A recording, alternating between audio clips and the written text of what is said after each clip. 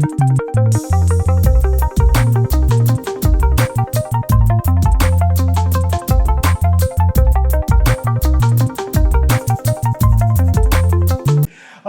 to the DCRCA DC Recovery's booth.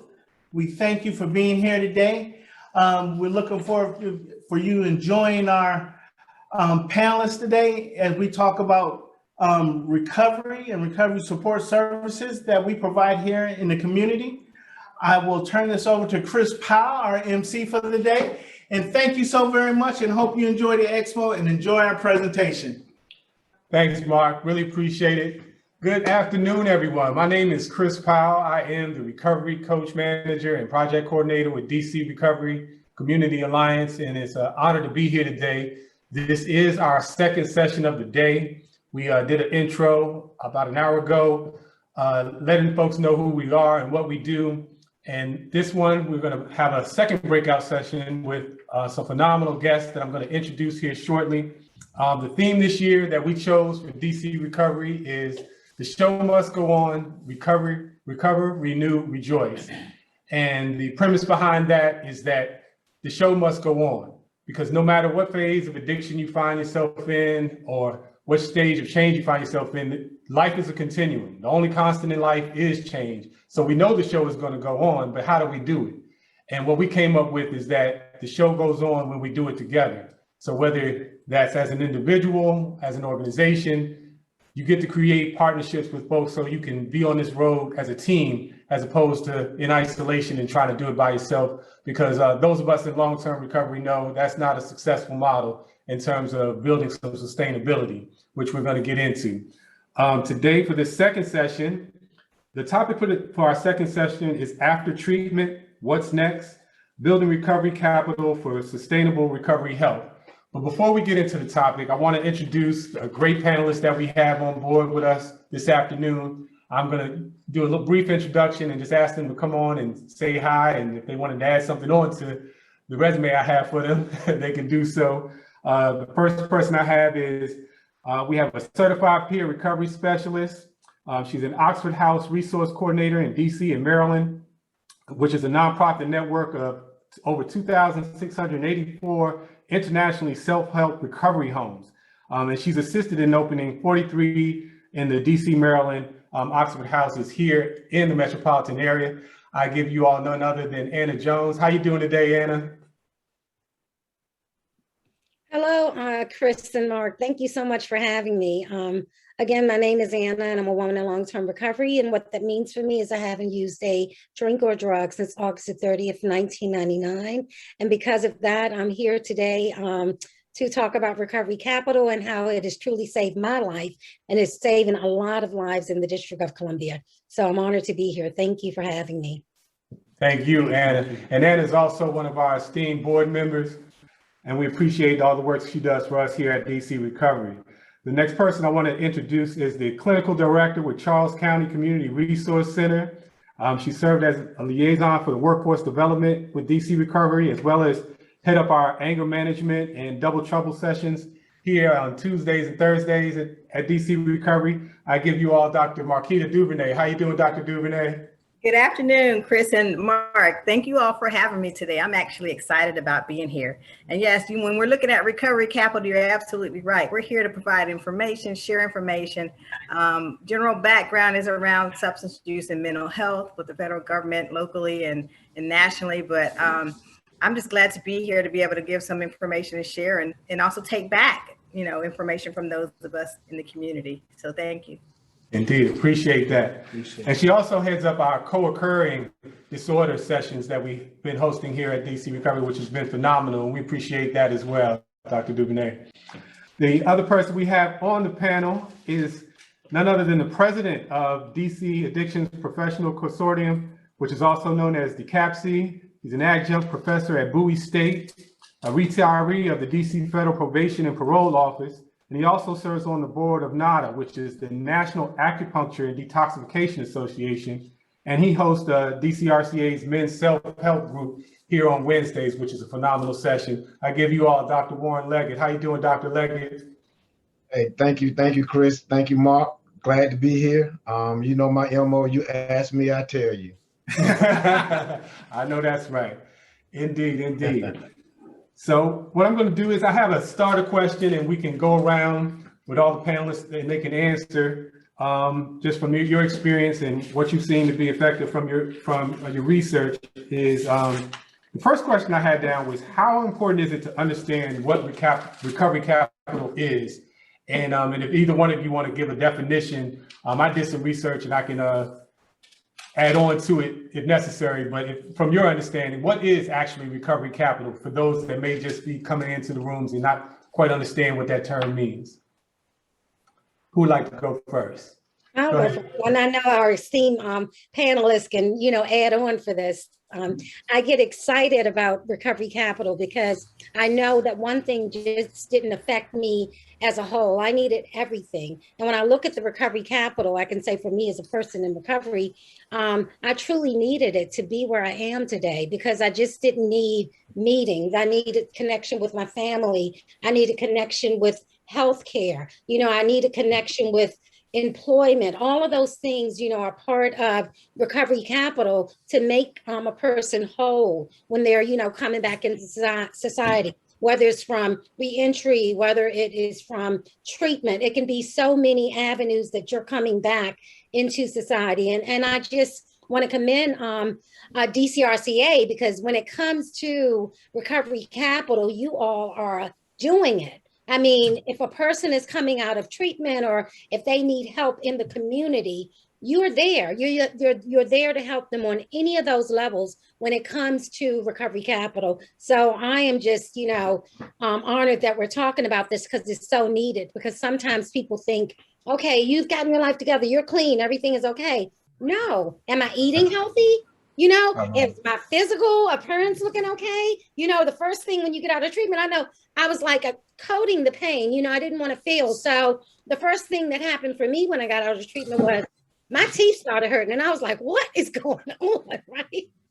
And therefore, recovery capital, I had someone in my life to say, hey, you need a dentist. And then I could start properly, getting dental hygiene. So that's a part of that recovery capital. And just an awesome thing. And it's the buzzword. A lot of people are getting it now. ONDCP, I just talked to Tom Hill. And one of the things that they're talking about in leadership with the new Biden and Harris administration is recovery capital. So I'm like, wow, this is going to be awesome. And it's growing. So thank you. And I'll turn it to one of the other panelists. Thank you for that, Anna. That was an awesome answer. That sounds like a conversation we were having this past Wednesday, Dr. Leggett, when we said, you start feeling good, then you start noticing some other stuff. You start noticing the other things that's going on with you.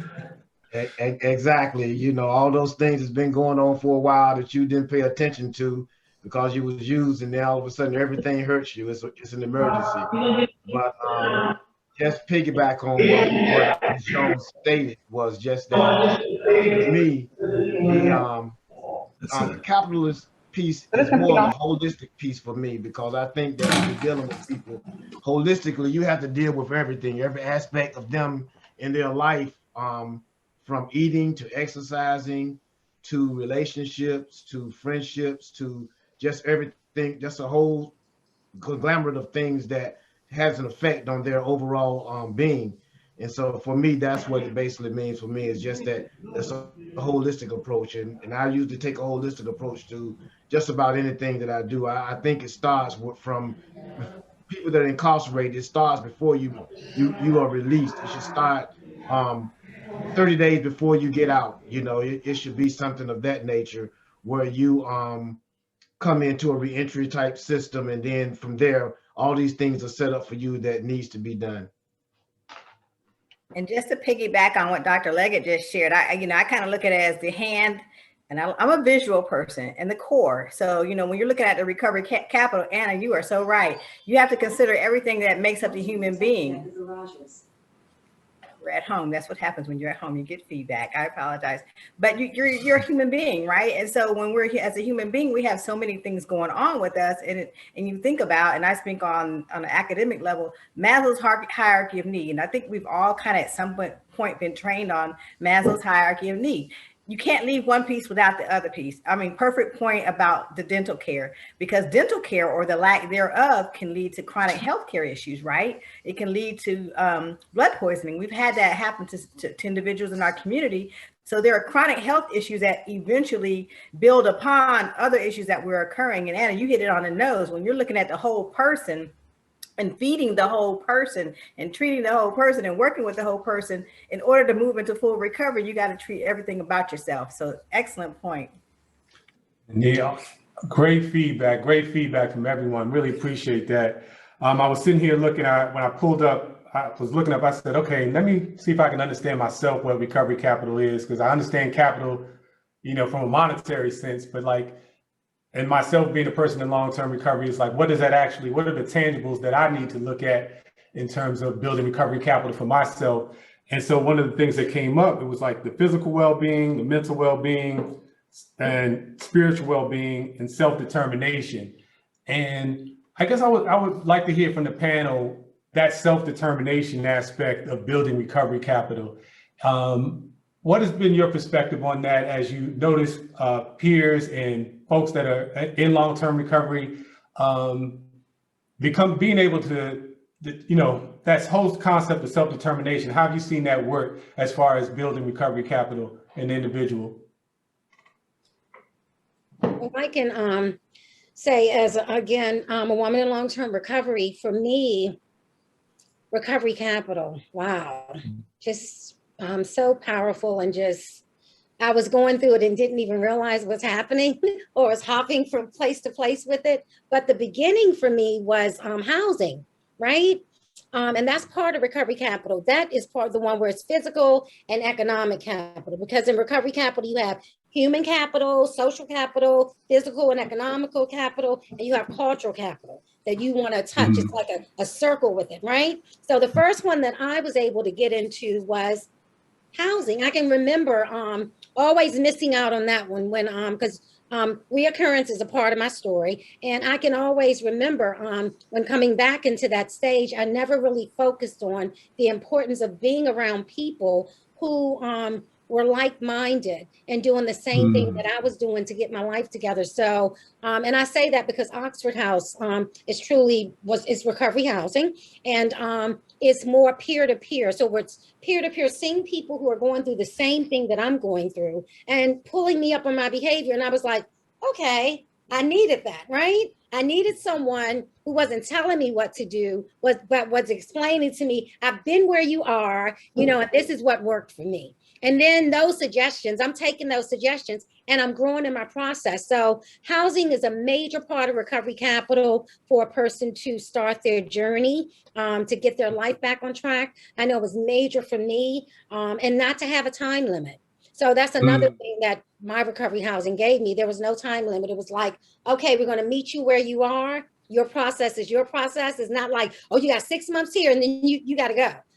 Or we're going to put you in this halfway house. Mine was more peer-led. And that's what's happening a lot with recovery capital today too. It's peer-led, and it's each one teach one, and we're helping each other grow in that process. So, and evidence-based. Recovery capital is evidence-based. So what better way to, know the statistics are there, the data is there, that's helping people grow that are in recovery or from mental illness or co-occurring. So major for me was the physical and economical capital, and Oxford House was a major part of that. Yes, you all do some outstanding work, and I can see how that is very big for a person being able to, self-determine and to begin to advocate for themselves. Because sometimes if you don't have the basics taken care of, then how can you begin to advocate for yourself in other areas and whatnot? And so it builds that self-esteem and that pride just by being able to establish a good foundation for yourself. Yeah, Dr. Duverney, did you want to add on to that? I mean, just adding into it, just coming from the advocacy role in terms of what I provide in the community, not only as a clinician, but as, a professional, but as a person in the community.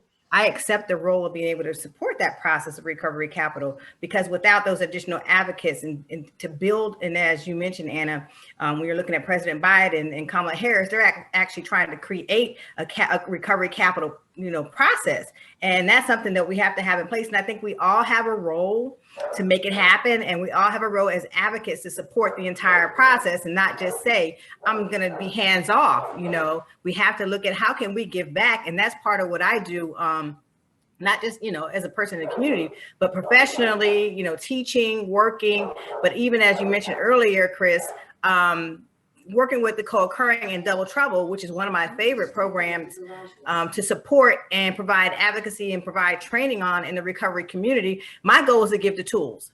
I'm a person that comes from the side of my father being a part of the recovery community and learning, in a family, because you say reach one, teach one, but everybody in the whole unit is affected, right? And so part of what we have to do is we have to be willing to give back. And I'm the willing to give back kind of person, advocating and doing the training and giving those tools to make sure that process, at least those links where I can make the connection work, and I'm not part of the gap in preventing it from occurring. Awesome. Dr. Leggett, I thought you would have I was interested in hearing your perspective in terms of, because of your work being with the parole board, the federal parole board and things like that, for the returning citizens, in terms of building that recovery capital, how is that, really important for them and us reducing the recidivism that can happen for those that's just coming home and they need to build some sort of foundation for themselves? How does recovery capital play a role in terms of being effective in us reducing the recidivism rate? Well, one of the things that we really need is, as I stated earlier, is a plan before a person is released. You don't want to release the person on the street without a plan. I mean, you want to have something in place, because if I come out of a system and I don't have anything.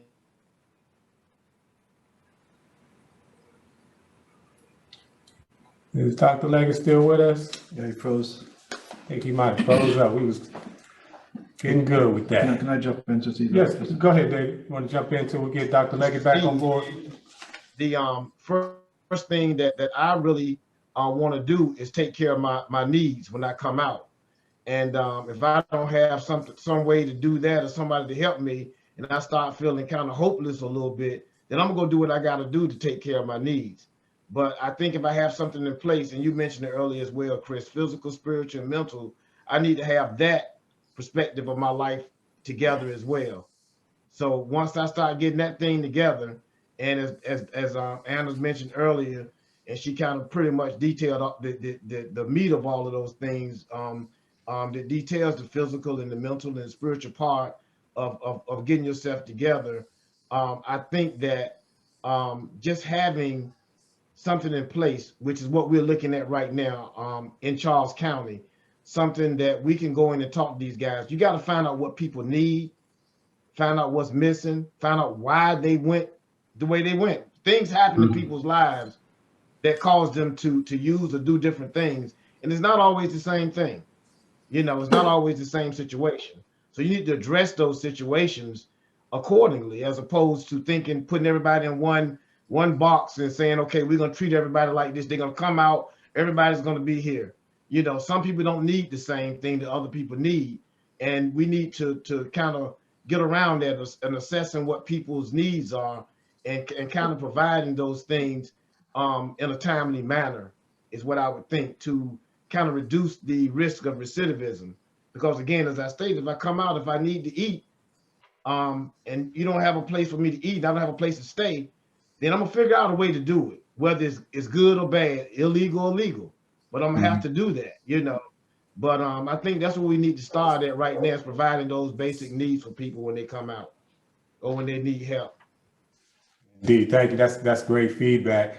I was going to ask that either of you can answer this, because I started thinking about the family as recovery capital, but sometimes the family has contributed to the state that we're in. And so in terms of when a person is beginning to build their recovery capital, I'm thinking when do we incorporate the family? I guess, like Anna said, it may depend upon the individual, but maybe just from you all's experience, when do we begin to look at the family as being supportive in building that, when sometimes the family have been part of the problem of why we ended up in the situation that we're in. But when we're building that recovery capital, again, it's like, okay, well, when do we begin to renew those relationships through part of this process of building some recovery capital? Does anybody got some insight on that?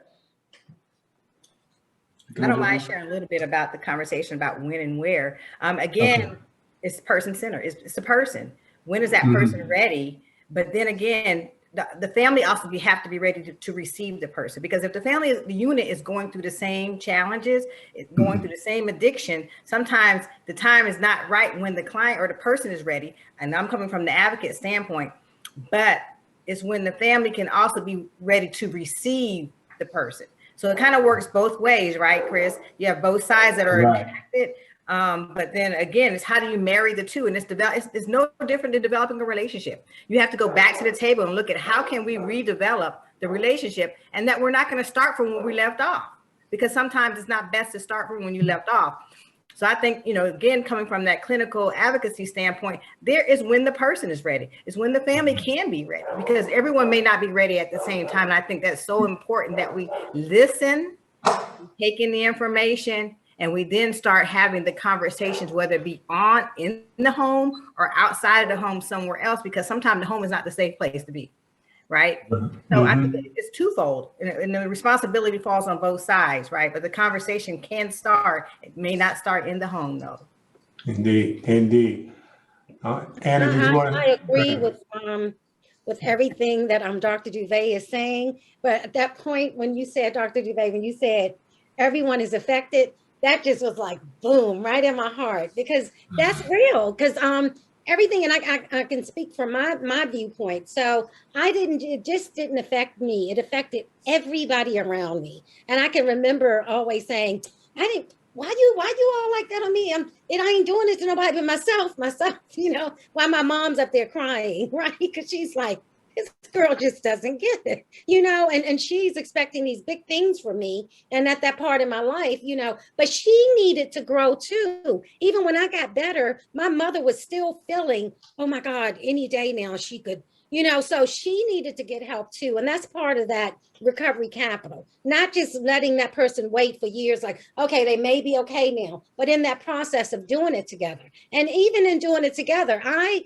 didn't go back around my family until I was ready, because I knew that even though they didn't give it to me, I always remember wanting to go back around. Oh, I look good now. Look at me, Mom. I'm good now. But I really wasn't ready, because I hadn't worked on the inside. And Dr.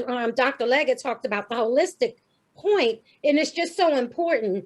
But also to make sure that we meet them where they're. It can be as simple as in connecting with the family. You don't have to connect them that way. I love some of the treatment centers now who have family day too. So while that person's getting treatment, the family is getting treatment too. And I truly wish we could see a lot more of that. Even in incarceration, maybe on the visit, something can be happening with the family too, where they're getting treatment too, to know how to deal with that person when that person comes out.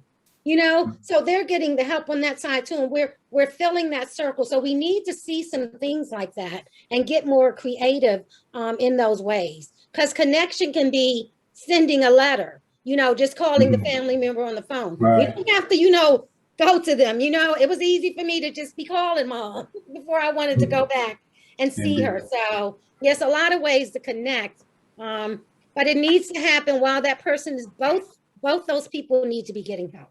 Because even though I was getting help, my family still were afraid that one day I was going to go back to that life again and kill myself. So they needed to get some help for those feelings that they were feeling, to know how to handle those things when it was happening. And I think we dropped the ball a lot, because we're like, oh, we're getting them for treatment. But then again, when we come out, we're not helping the people that, you have to go right back to. So that needs to happen. And I hate to say it, but it needs to happen a lot more in the District of Columbia. Indeed. And before I was going to ask Dr. Leggett, but I want to introduce my co-host and our community outreach specialist, David Mays, who's sitting here with us, and he has some good points that he wanted to make on it as well. Thanks, Chris. Well, I know Dave is going to be big on this family piece. Indeed. Go, Dave. I'm going to be brief, uncharacteristically. Just keep it on topic, which is recovery capital.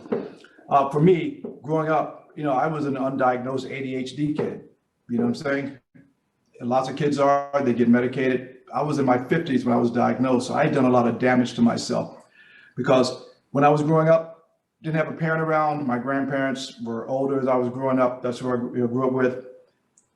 I was in charge at 13 years old and I had ADHD. That was not a good combination for anything positive that happened. So as I went through school, I needed some sort of, fellowship, whatnot, went into the Marine Corps. Excelled because I had structure. I was Marine of the Year. My whole life revolved around that network of support. Within 9 months of getting out of the reserves after 6 years, I was in my first rehab. I was in 87. My first NA meeting was with Jim Vance. So I thought, I was there for the wrong reasons. So for me, the support I had was the Marine Corps because you had to represent. There are a lot of people looking at you. I got out of that, didn't have support. Going into NA meetings, I didn't understand the whole concept of recovery because I didn't think anything was wrong with me like so many other people. So there was nothing to latch onto. So consequently, I failed an awful lot. Lots of potential, lots of crashes, lots of rises, lots of falls. So that was my situation because there was no foundation under me.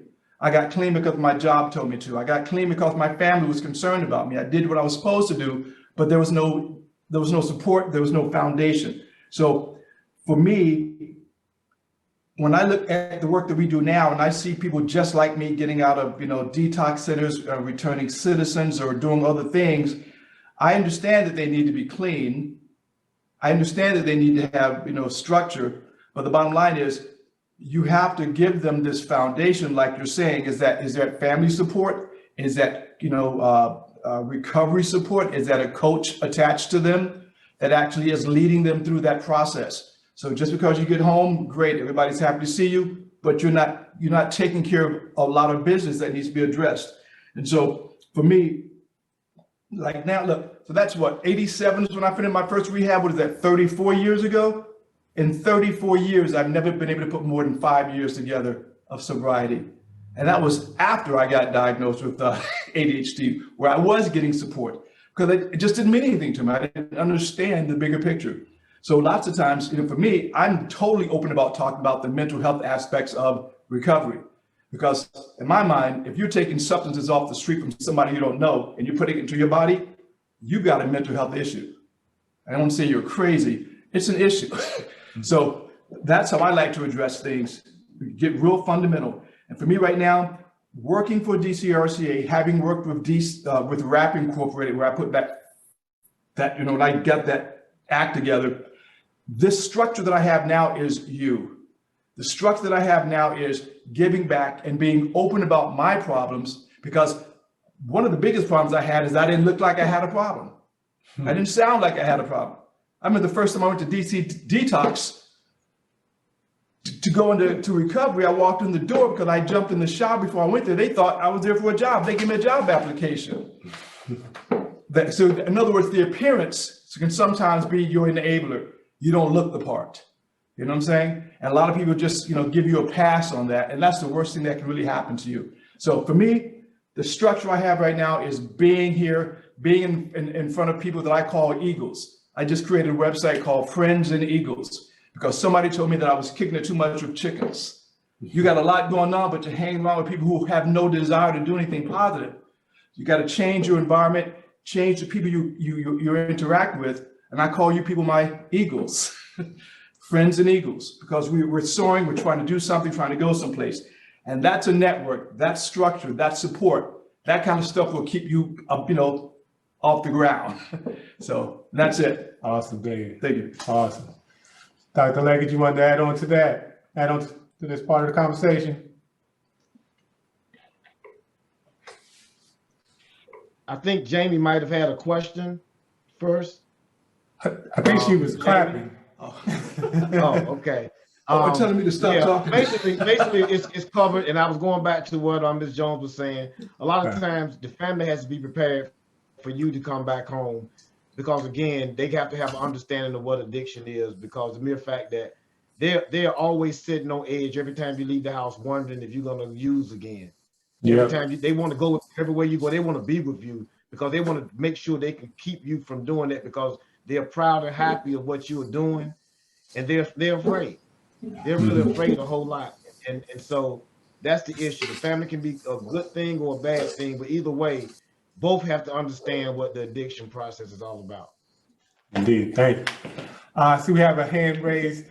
We have Brian Person with his hand raised to add on to the conversation. He's another one of our community outreach coordinators. Brian, what would you like to share with us? Hey, thank you, man. I was just waiting my turn. I was really grateful to hear the input of everybody, but Anna kind of hit a lot of what I was thinking too. You know, here at the Peer Operated Center, that's the reason that we're here, because we're able to offer the community some resources. It's not just the person that's involved, but their family members. They're the ones that are not informed about the illness. And, you know, of course, most people, when they come in, you know, if they get into recovery, they have Al-Anon and Nar-Anon, and so they can get the family involved. But what about people in the community that don't know about that stuff? What we do is, when I go out there, you know, I get the community involved, and I tell them to come to the Peer Operated Center.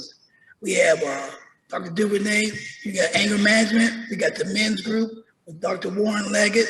You know, you got regular folks like me that can talk about their experience, strength, and hope about, you know, what it is, what it's like, and what it's like now. And most people want to talk to somebody that sounds like them and talks like them. I mean, you know, it's easier to talk to somebody where you're at. You know, I don't always go out there like this, but if I'm like this, I still say the same thing.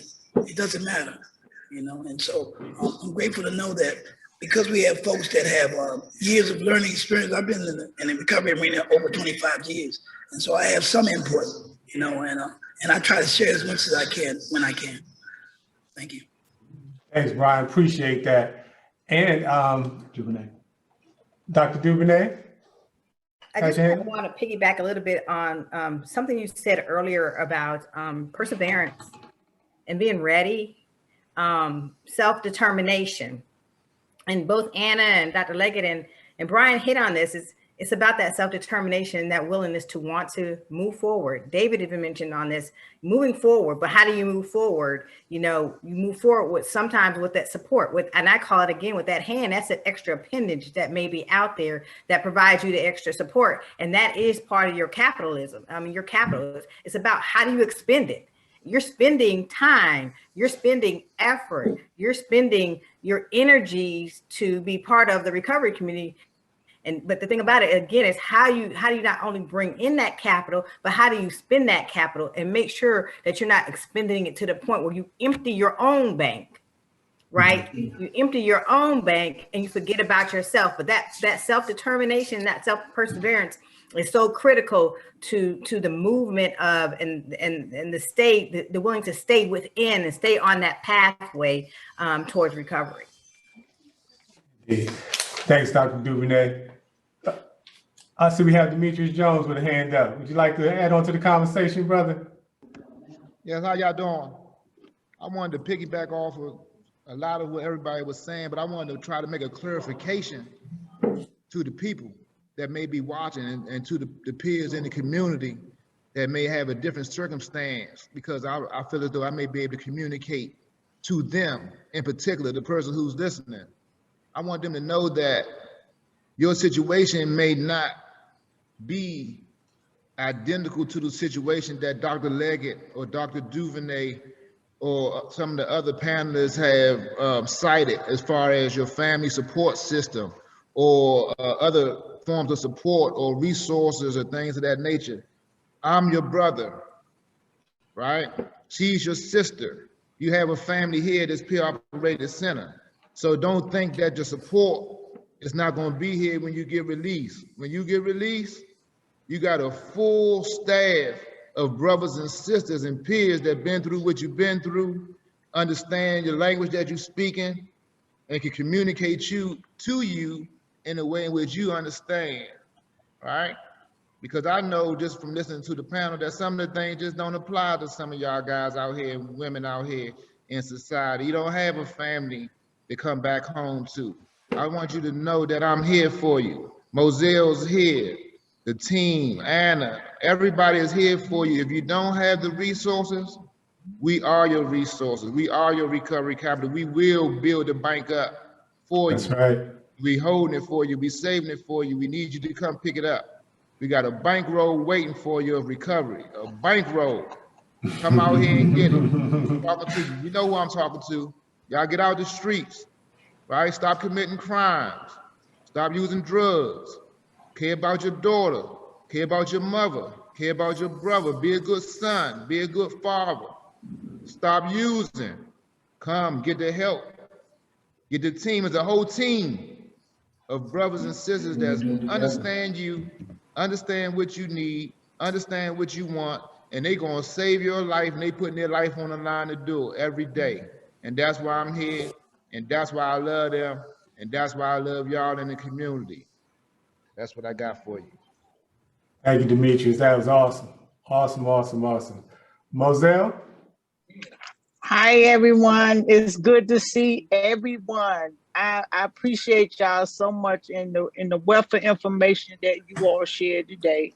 And I think it's so important that we have some kind of capital. I'm a long-term recovery person. I just celebrated 29 years of recovery. And it's been a journey, but it's been good, even through the ups and downs, you know, and I thank God that I have some capital to fall on when I'm feeling some kind of way, you know, and it's so important to have a very, very strong support system, you know, so that you won't go back to your old way. I'm gonna say this and then I'm gonna let it go. When I celebrated this year, I have a son that was part of the criminal justice system. And when he came home, he turned his life around. So there is hope. You know, you don't have to go back to your old ways. There's so much resources in this city that you can utilize, and it's free. You know, and all you have to do is just ask. And it's people like us, Demetrius and Dr. Duverney and the rest of the people on this panel, we are willing to help you get to where you need to be. If you're stuck at point A, we'll get you to point B. You just gotta have the willingness to want to change your life, because there is life after the criminal justice system. There is life after substance abuse. I'm a witness. I live it every day. You know, so come on aboard, because we're here to help you. We're not here to harm you or put you down or degrade you or none of that. We're here to help you build up your life, because when you begin to change, your family begin to change. And that's been proven. When my son told me on my 29th anniversary, he normally read a poem, but he shared with the people that when I saw my mother change her life, that's when I began to change mine. So we can be an impact or influence on those who are struggling, and that's what we are. So if you out there and you dying for some help, come on in out of the storm, because we're here to help you see the sunshine, you know, because we all shining today. You know, as you can see. That's right. Thank That's you. Right. Awesome, awesome, awesome. I'm just loving this conversation. Truly beautiful indeed. Dr. Duverney, I saw your hand was up before. Did you change your mind? Or? It's just so much you're taking in, and no, yeah, thank you. Indeed.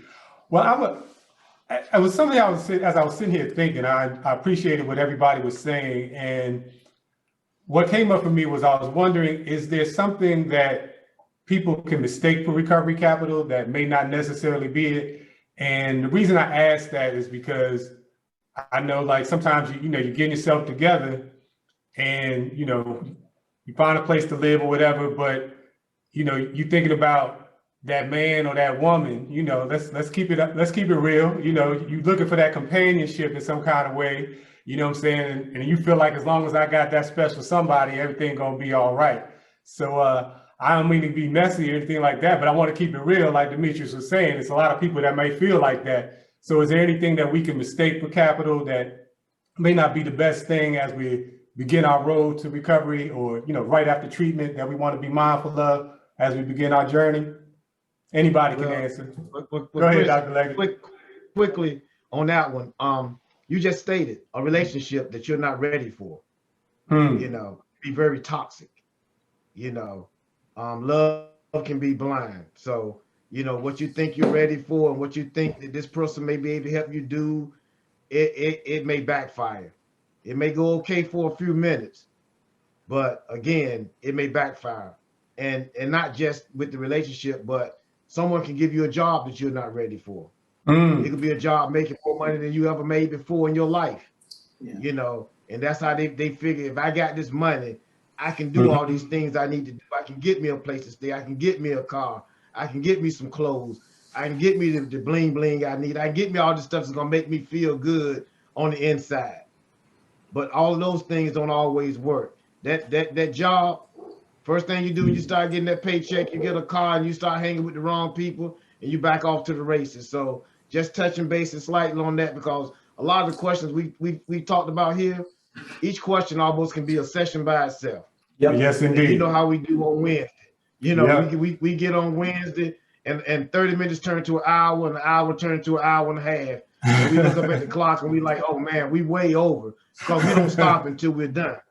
But again, those are the things that you don't realize, and that not just for people in recovery, but for people who are not in recovery. Sometimes those things are bad.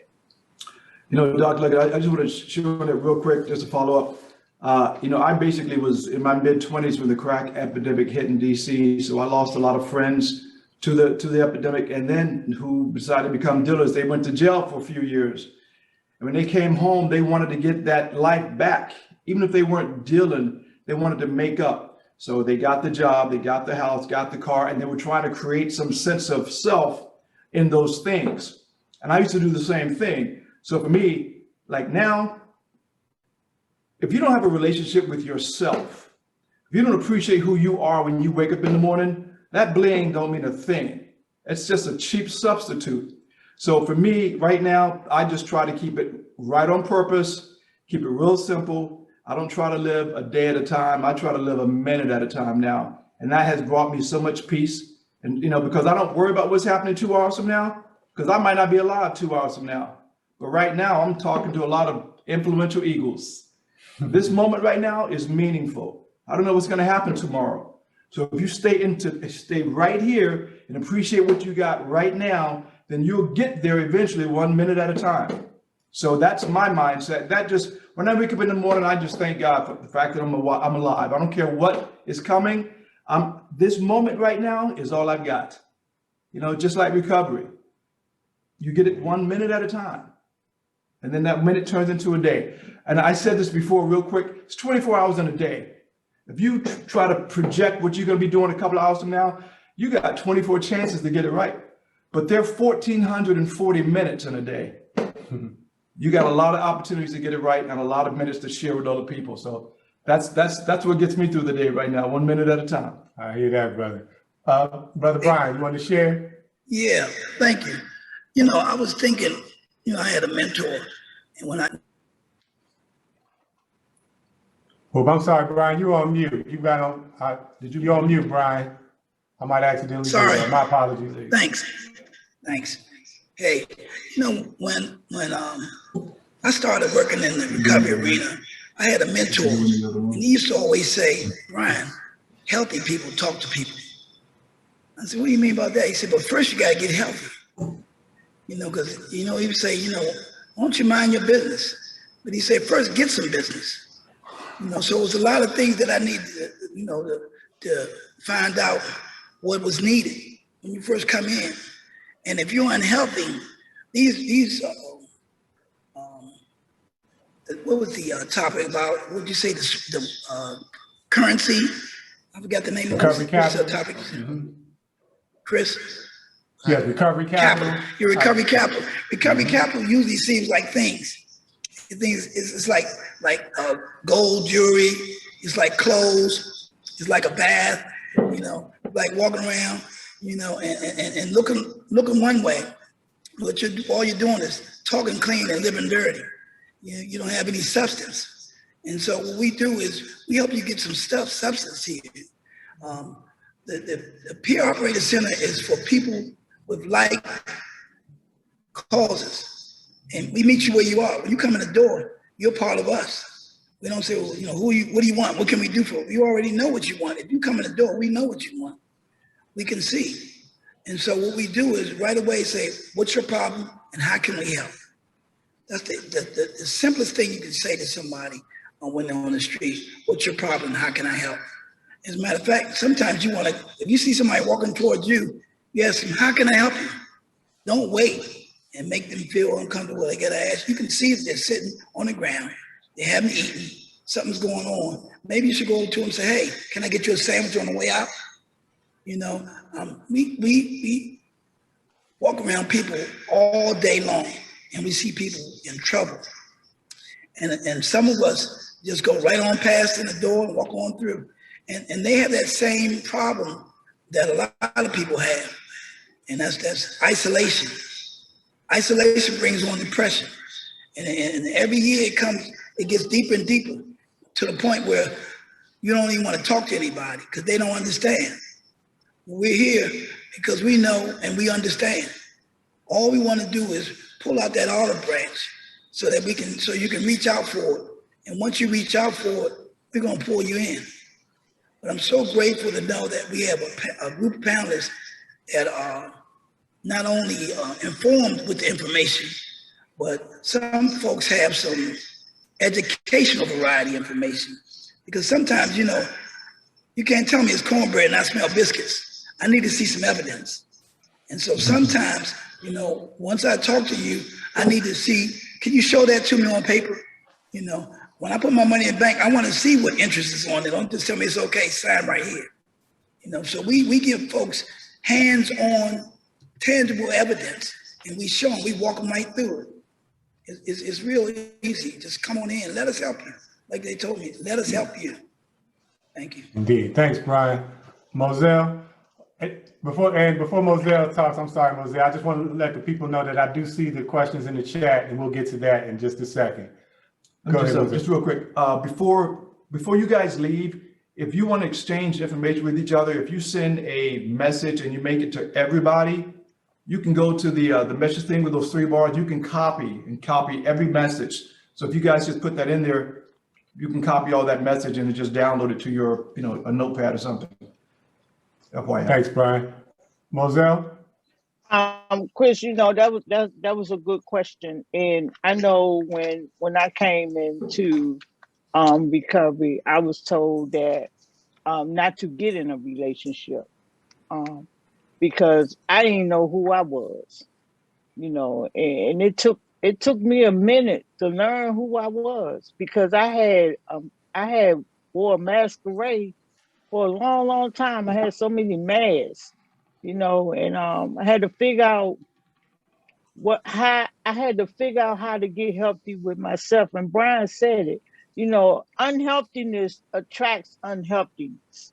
You know, so I want to say to the audience who are watching and who are struggling or coming into want to come into our center, you know, we will help you to learn how to get help by taking care of yourself. Because this disease is threefold: it's mental, it's physical, and it's spiritual. So when you come home and you looking for a relationship, or you in a relationship already that's already toxic, it's not going to work. It's not going to work for you. You're not going to benefit from it. It probably will lead you back to doing the same thing you was doing prior to. So that's why we are sharing what we sharing today, so that we can be of service to you. And it's okay to ask for help. It's really, really okay to ask for help. Sometimes we put our pride in the way and saying that, oh, we could do it on our own. This one, you can't do on your own. You got to have some help with this. So that's why we're on today, inviting you to come in and just come in and see, you know, just try it. If it don't work, hey, that's fine too. But just come in and try it. You just might like it. Yeah. I did. That's why I'm still here. I know that's right. Thank you. Indeed. Dr. Duvernay? And I just wanted to mention, because I know Demetrius and Moselle just mentioned about come across that threshold. For those of you that, and I want to speak to the community too, because there is something called social isolation, especially in today, what's going on. So if you feel like you can't walk across the threshold, pick up a phone, send an email, ask a friend, ask someone around you, hey, can you send an email? Can you pick up the phone for me? Somebody that you trust, that you want to ask to do that for you. Please don't hesitate to do that, because I know sometimes it's not physically, especially around social isolation, because that is there's some mental wellness going there. There's some concerns going there.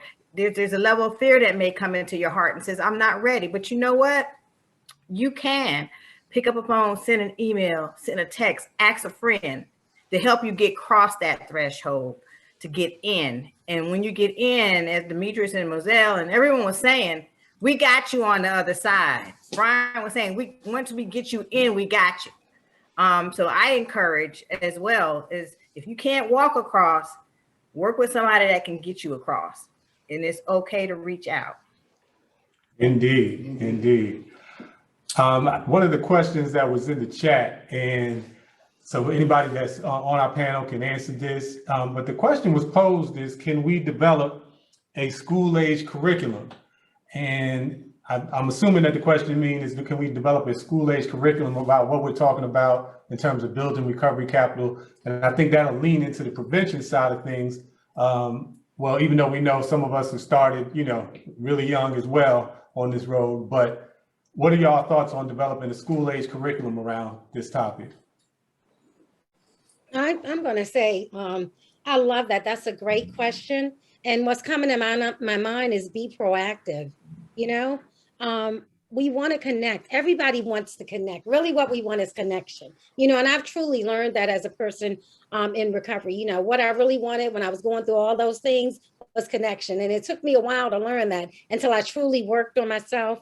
And we talked about the importance of, learning to work on ourselves, love ourselves so that we can really give that love to the world and to everybody who's around us in certain areas. It's really needed on every level. And answering that question, that curriculum, because I think like in DC, it's all over the place. Like you have to go to this one place to get this and, another place to get that. I honestly think it's already happening with DCRCA. We just haven't put it in a curriculum where, we're tapping into everything that deals with recovery capital. So, I see it's happening, I'm hearing about all the awesome things that people can get when they come there. How can we help you? What do you need? Mr. Person, that was just awesome, to be able to make a person be seen and feel heard, because that's what we want. We want, I want to be seen and I want to be heard, so my answer to that question is it's happening already in DCRCA. You all are doing a lot of that. We just have to get the word out more to people so that they can come, because what the center was for is so that I can remember the movement when we were bringing into peer operated centers and making sure that all the different states had it. And that's when I was working with Faces and Voices. But someone said to me, there's a liquor store on every corner, right? And one of the other people, when we were there, we were like, yeah, and there needs to be a peer operated center right on every corner too, so that the community can say, hey, I'm not going here, but I'm going to go here, and we're going to work comfortable. We can go into this place, and work on our computers. We can go into this place, to work on everything. So I say it's already happening. We just have to spread the word more and let them know, hey, DCRCA is here, and put that curriculum in the form of a curriculum. But we're proactive. It's happening. We're doing it now, is what I see. I mean, if someone can give some more feedback on that, but I see it already happening. Thanks, Anna. Yeah, just real quick, I want to, before Chris finishes up, they say when you have secrets, your addiction hides in your secrets. When you keep things, in the dark, things kind of fester. So for me, I don't say my life isn't an open book, but it's as close as it can be, because I know me. When I hide stuff, I'm hiding stuff. And when I isolate, I'm hiding stuff. So one of the things I think that, we talked about this in that DBH conference we did, which basically like the model for this. And I kind of brought up the fact that when people are coming home from institutions, either mental or, incarceration, they need to be looked at as, an investment, that they're coming back to the community. Bitcoin is a $50,000 coin because people put value in it. It's nothing, it's not even real, it's a cryptocurrency, but it's what people instill in it. So if, let's say the community in DC, just the people that are associated with the recovery community, it's a vast community. A lot of people don't want to talk about their recovery, and that's completely their choice. Some people have reasons for not being public about it because they might have reasons, legal or otherwise. My personal feeling is I want to tell everybody everything that I've done so they don't do it. I want to talk about the consequences of bad decisions because it's going to happen again. So the point I made, though, was that if you take a look at the recovery community in DC, there are thousands of us, whether we're actively in recovery or not. There's a network of people who know how to protect people coming home from institutions. So I brought up the whole concept of, we have the concept of secret societies where people get, run the world, these secret societies. How about we become not such a secret society of people that can just embrace? We don't have to say we're in recovery. We have family members. My cousin was in recovery. So I want to help make sure that you don't suffer his fate because he died. You didn't, but your cousin did. You know what I'm saying? So the network of people who could then embrace a POC, you know what I'm saying? We have friends of a POC. So then somebody comes in, they become, they might have gotten, a certificate for, whatever, electrician or plumbing while they're locked up, but they feel like they're a ex-con. You don't hear that word a lot, but people still think of you that way. But it takes us helping to break down that stigma because we know actively that we are stigmatizing ourselves sometimes. We're in recovery, but we still feel that way, and we treat other people in recovery that way. That's a fact. So we got to break that cycle ourselves so we can then embrace the folks that are coming home. But I would think that, one of the things that this larger circle is going to probably end up doing, Friends and Eagles being among them, will embrace people and then help them soar by showing them the path, showing them ways, and then, embracing them, helping them feel like they're more valuable than they might feel otherwise. And that's it. I just think that's it. We just have to embrace people who've gone through what we've gone through and do it in a way that isn't like, lukewarm. We got to appreciate what we got and give it away. Indeed. Can I say something on one point that he just said that was real important, that we're bringing on a different conversation about that? The whole word and the stigma about ex-con, that X is a bad precursor. I like the word returning citizens. I like the way that we're using our soft words now. We're using the word that the community can embrace. When you hear I'm a returning citizen, it already gives you it rolls off your tongue smooth. Then I'm an ex-con, because it means, now what are we going to get? So it's all the way that you bring forth the information toward now, people. If you recall what I said was that they have that. I feel good being a returning citizen outreach. I'm going to say this last piece. I came in right behind Moselle. I've been sober longer than I drank. I'm past the halfway point. I just look like this. And I tell people that all the time. They say, what do you mean? Like I got some sense.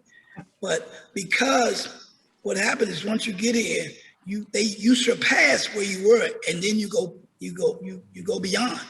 I mean, the sky's the limit. So it's no glass ceiling here.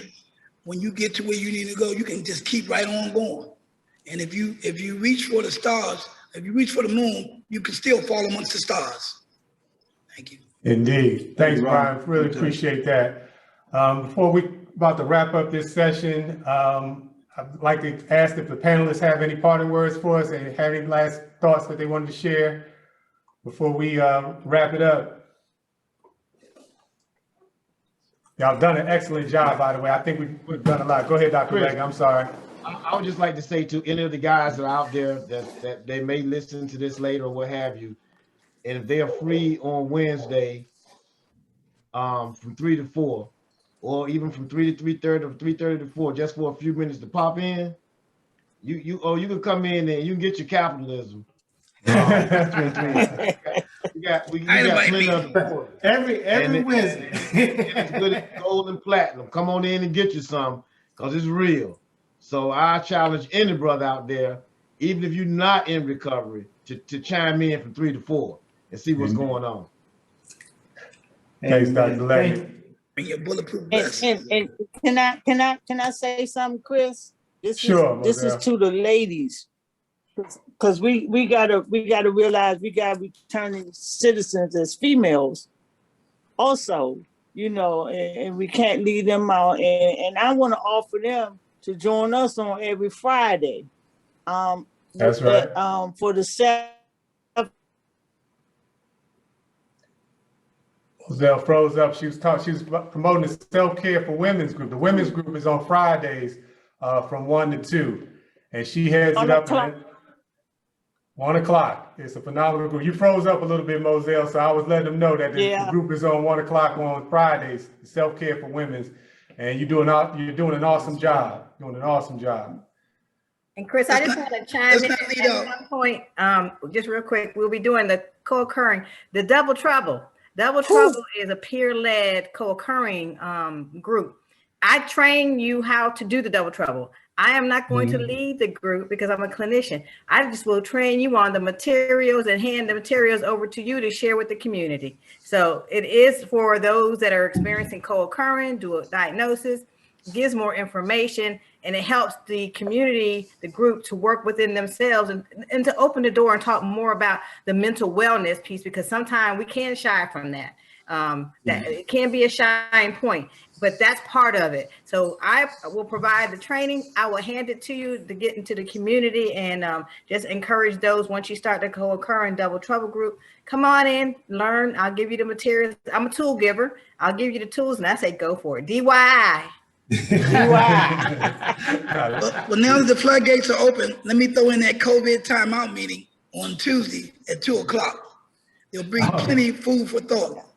Indeed. Come on down. DC Recovery, we have a whole host of virtual programming. And so when you go to the booth outside, you'll click on any of the links for our videos and our documents that we have there. And there's links to go to our website as well. So you can sign up for all these wonderful programs we got going at DC Recovery. And we're also a wonderful referral source, because if we don't have it, we know somebody that does, and we will make sure that you get it.